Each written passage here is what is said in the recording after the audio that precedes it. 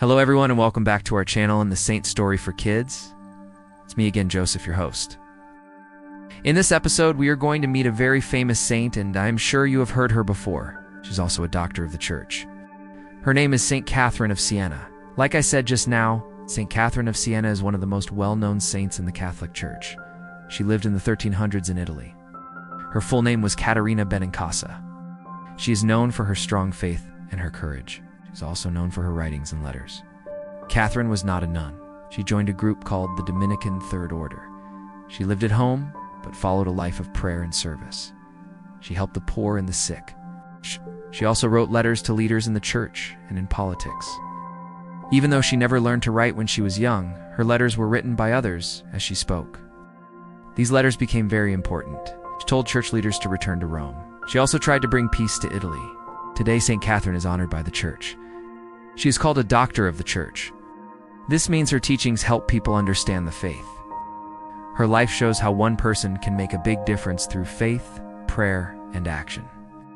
So friends, without further ado, let us take a look and dive deeper into her fascinating life story.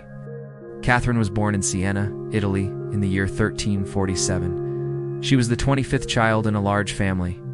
Yup, friends, you heard it right, 25th child. Imagine having 24 siblings in your house. Her parents were Giacomo and Lapa Benincasa. Her father was a cloth dyer. Her family was not rich, but they lived a simple and good life. When Catherine was a little girl, she had a deep love for God. At the age of 6, she said she saw a vision of Jesus. After that, she wanted to give her whole life to God.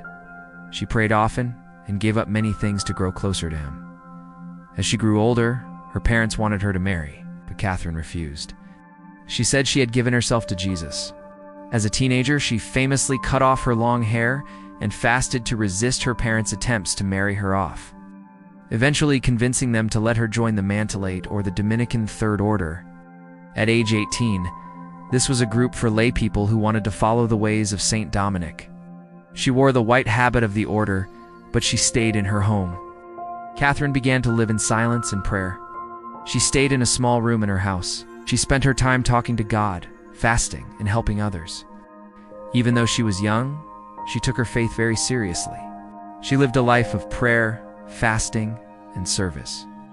She ate very little and gave much of her food to the poor.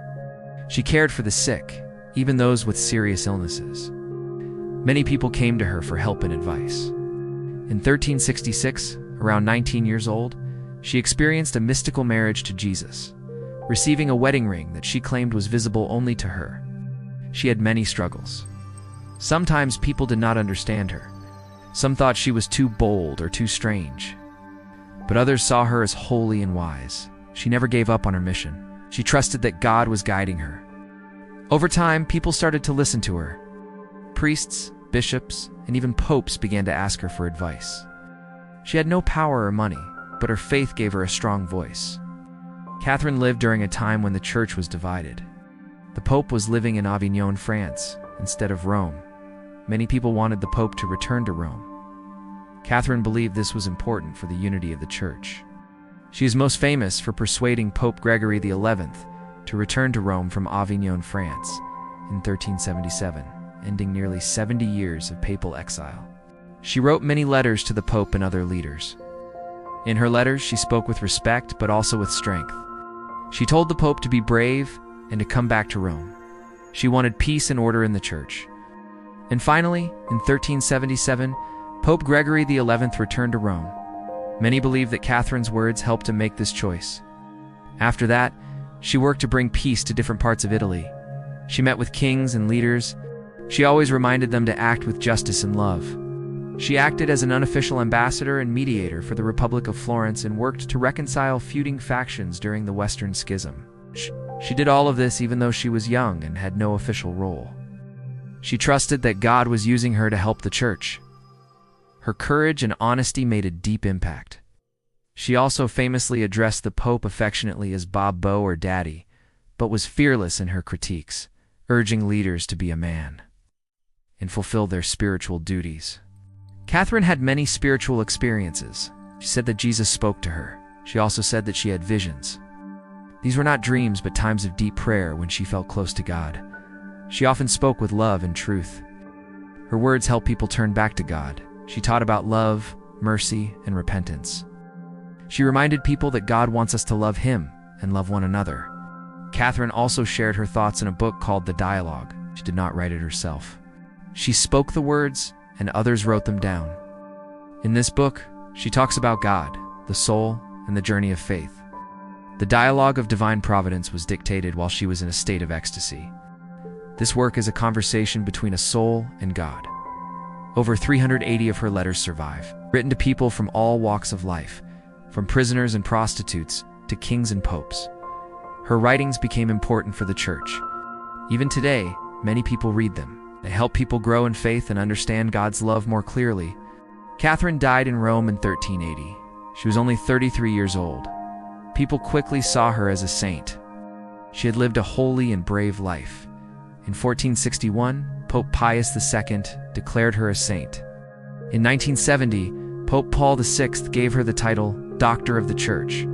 She was the first woman to receive this title, along with Saint Teresa of Avila. This means the Church values her teachings and wants people to learn from her.